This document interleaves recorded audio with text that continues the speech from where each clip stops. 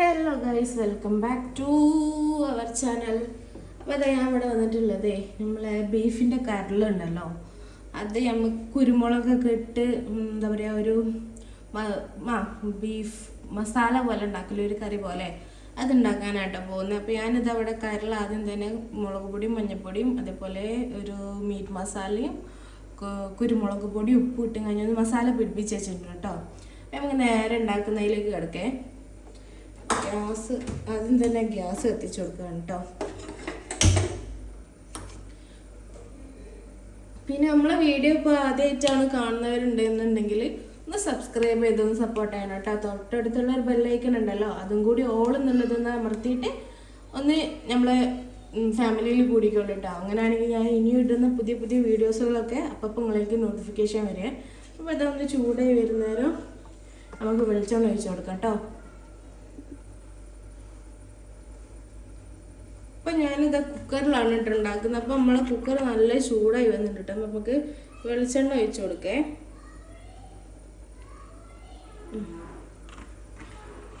വെളിച്ചെണ്ണ ഒന്ന് ചൂടായി വരുമ്പോൾ നമ്മളിതാ എരിഞ്ഞ് വെച്ച് നമ്മൾക്ക് ഇതിലേക്ക് വേണ്ട വെജിറ്റബിൾ ഇതൊക്കെയാണ് കേട്ടോ. ഞാനൊരു ചെറിയൊരു പീസ് ഉരുളക്കിഴങ്ങ് എടുത്തിട്ടുണ്ട് കേട്ടോ. പച്ചമുളക്, വലിയുള്ളി, തക്കാളി, ഉരുളക്കിഴങ്ങ്, പിന്നെ ഇഞ്ചിയും വെളുത്തുള്ളി ഞാൻ സെപ്പറേറ്റ് എന്താ പറയുക ഒന്ന് അടിച്ചെടുത്തിട്ടുണ്ട് കേട്ടോ മിക്സിയിൽ.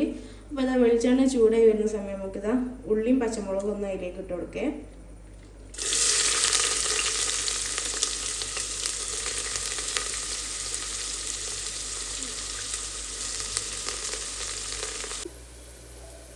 അപ്പോൾ അത് ഞാൻ ഉള്ളി ഇട്ടെടുത്തതിന് ശേഷം കുറച്ച് ഉപ്പ് ഇട്ടെടുക്കുന്നുണ്ട് കേട്ടോ. ഒന്ന് വേഗം വാടി കിട്ടാൻ വേണ്ടിയിട്ടാണേ. കുറച്ച് ഉപ്പ് ഇട്ടെടുക്കണ്ടേ. നന്നായി ഒന്ന് ഇറക്കി കൊടുക്കുക. ഒന്ന് വൈൻഡ് കിട്ടണ വരെ ഒന്ന് ഇറക്കി കൊടുക്കണം കേട്ടോ.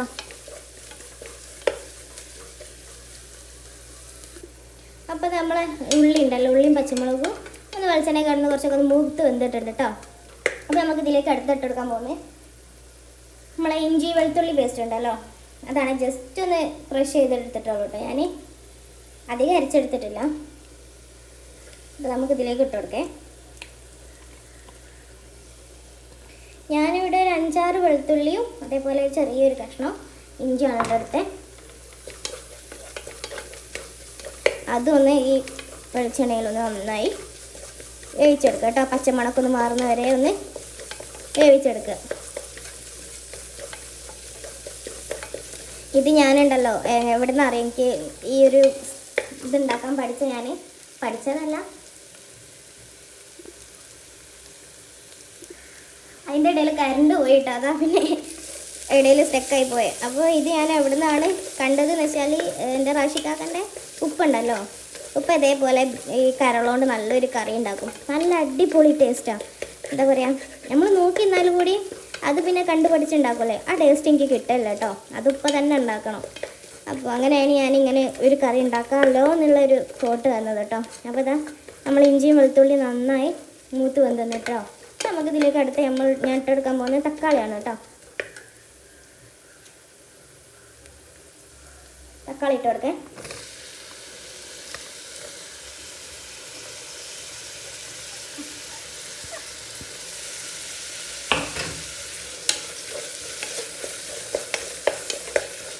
തക്കാളി ഇട്ട് കൊടുത്ത് ഈ വെളിച്ചെണ്ണയിലും അതേപോലെ അതിലൊക്കെ ഒന്ന് കിടന്ന് നല്ലോണം വെന്ത് തരട്ടെ കേട്ടോ. ഇനി നമുക്ക് ഒന്ന് അടച്ച് വെച്ച് ഒന്ന് 2 മിനിറ്റ് ഒന്ന് വേവിക്കാം കേട്ടോ. അപ്പോഴത്തേക്കും തക്കാളിയൊക്കെ ഒന്ന് നല്ലോണം വെന്ത് കിട്ടിക്കോളൂ കേട്ടോ. ഞാൻ കുക്കറിൻ്റെ മൂടി തന്നെ ഒന്ന് ജസ്റ്റ് ഇങ്ങനെ അടച്ച് വെച്ച് കണ്ടാട്ടോ വേവിക്കുന്നത്. അപ്പോൾ നമ്മൾ അടച്ച് വെച്ച് തക്കാളി വേവിച്ചില്ലേനോ, അത് നന്നായി വെന്ത് കിട്ടിയിട്ടുണ്ട് കേട്ടോ. ഞാനതിൻ്റെ ഇടയിലൊന്ന് തുറന്ന് നോക്കിയിട്ടുണ്ടായിരുന്നു കേട്ടോ, എന്താണ് അടിയിൽ പിടിച്ചിട്ട്. ഞാൻ മീഡിയം ടു സിമ്മിലിട്ടാണ് കേട്ടോ അത് ഒന്ന് 2 മിനിറ്റ് അടച്ച് വെച്ച് വെച്ചത്. കണ്ടാ നന്നായി ഉള്ളിയും തക്കാളിയൊക്കെ നന്നായി വഴണ്ട് വന്നിട്ടുണ്ടേ. ഇനി നമുക്കിത് ഇതിലേക്ക് മസാലപ്പൊടികളാണ് ഇട്ട് കൊടുക്കാൻ പോകുന്നത്. അതിൻ്റെ ഇടയിൽ പോയ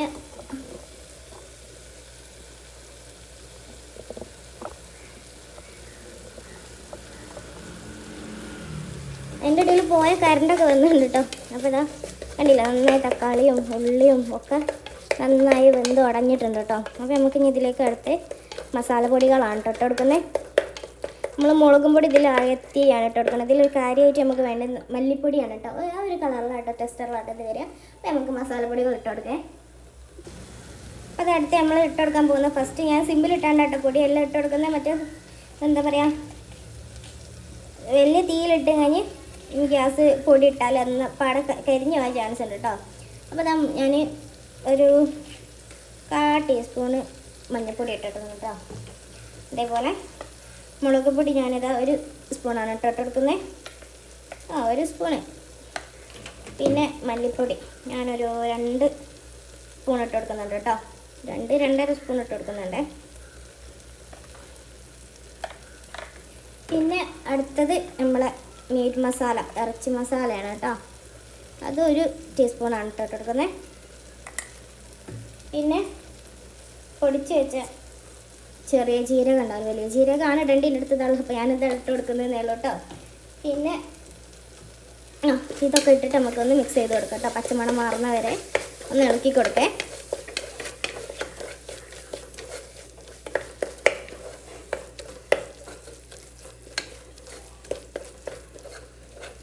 ഒരു 2 മിനിറ്റ് ഇങ്ങനെ ഇളക്കി കൊടുത്തു കഴിഞ്ഞാൽ ആ പച്ചമണമൊക്കെ മാറി ആ മസാലയിലൊന്നും പിടിച്ചുണ്ടാവും കേട്ടോ. ഈ ഒരു സമയം ഞാനിതാ നമ്മൾ ചെറിയൊരു കഷ്ണം ഉരുളക്കിഴങ്ങ് എടുത്തുണ്ടായിരുന്നു പറഞ്ഞില്ലേ, അത് ഞാൻ ഇതിലേക്ക് ഇട്ട് കൊടുക്കുകയാണേ. അത് നന്നായി ഇതിലേക്ക് ഇളക്കി കൊടുക്കാം.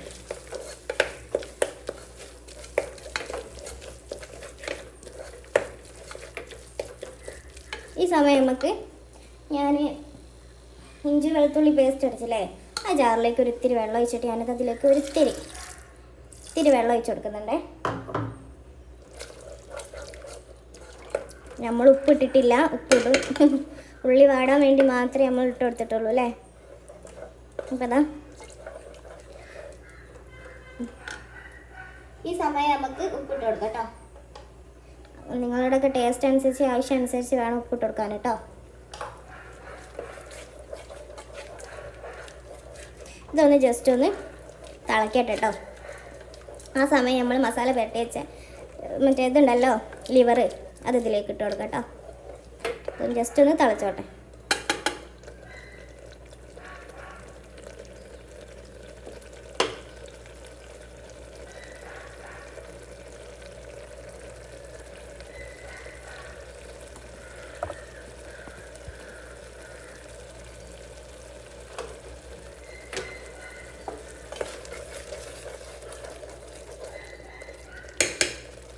ഈ സമയം നമുക്ക് ഉപ്പുണ്ടോ, ഈ മസാലയിൽ ഉപ്പുണ്ടോ, കൂടിയോ കുറഞ്ഞോ എന്നൊക്കെ നമുക്കൊന്ന് ടേസ്റ്റ് ചെയ്ത് നോക്കെ. കറക്റ്റാണ്. അപ്പോൾ നമുക്കിതിലേക്ക് നമ്മളെ മസാല പുരട്ടി വെച്ച കരളിൻ്റെ പീസസ് ഉണ്ടല്ലോ, ലിവർ കഷ്ണങ്ങൾ, അത് നമുക്ക് ഇതിലേക്ക് ഇട്ട് കൊടുക്കാം കേട്ടോ.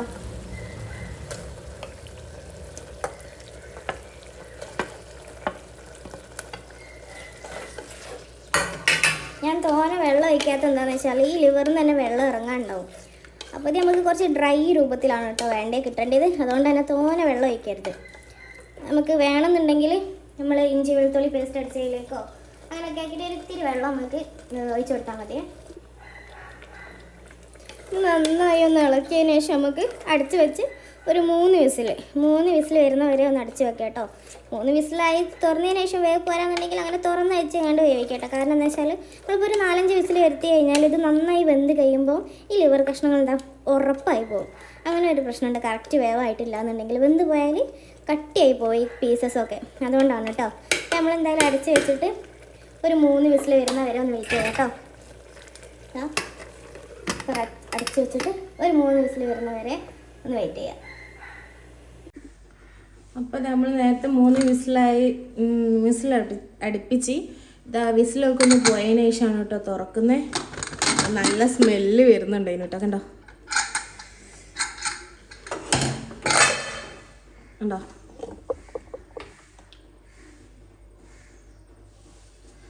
വിചാരിച്ച പോലെ തന്നെ അടിപൊളിയായി കിട്ടിയിട്ടുണ്ട് കേട്ടോ. അടിയിലൊന്നും പിടിക്കുകയും ഒന്നും ചെയ്യാണ്ട് അതിലുള്ള ഗ്രേവിയും ഒക്കെ നല്ല അടിപൊളിയായി കിട്ടിയിട്ടുണ്ട് കേട്ടോ. വേറൊരു കാര്യം, ഫസ്റ്റ് ടൈമാണ് കേട്ടോ ഇത് ഉണ്ടാക്കുന്നത് തന്നെ. നമുക്കിത് വെന്തിട്ടുണ്ടോയെന്ന് നോക്കട്ടെ. ഞാൻ തുറന്ന് നോക്കിയില്ല, എപ്പോഴാണ് തുറന്ന് നോക്കുന്നത്. നമ്മളിത് വെന്തിട്ടുണ്ടോയെന്ന് നോക്കാം. വെന്തിട്ടില്ലെങ്കിൽ ഇതേപോലെ തുറന്ന് വെച്ചിട്ട് തന്നെ വിസിലടുപ്പിക്കാണ്ടൊന്ന് ജസ്റ്റ് വേവിച്ചെടുത്താൽ മതി കേട്ടോ. വെന്തിട്ടുണ്ടോ നോക്കട്ടെ. ചൂടാ. എന്തുണ്ട് കേട്ടോ. അപ്പം ഇത്ര പണിയുള്ളൂ. ഉപ്പും മുളകും എല്ലാം നല്ല കറക്റ്റായി വന്നിട്ടുണ്ട് കേട്ടോ. അപ്പം നമ്മൾ ഇതൊന്ന് റാഷിക്കാർക്ക് കഴിക്കാൻ കൊടുത്തിട്ട് എന്താ അഭിപ്രായം എന്ന് നോക്കാം കേട്ടോ.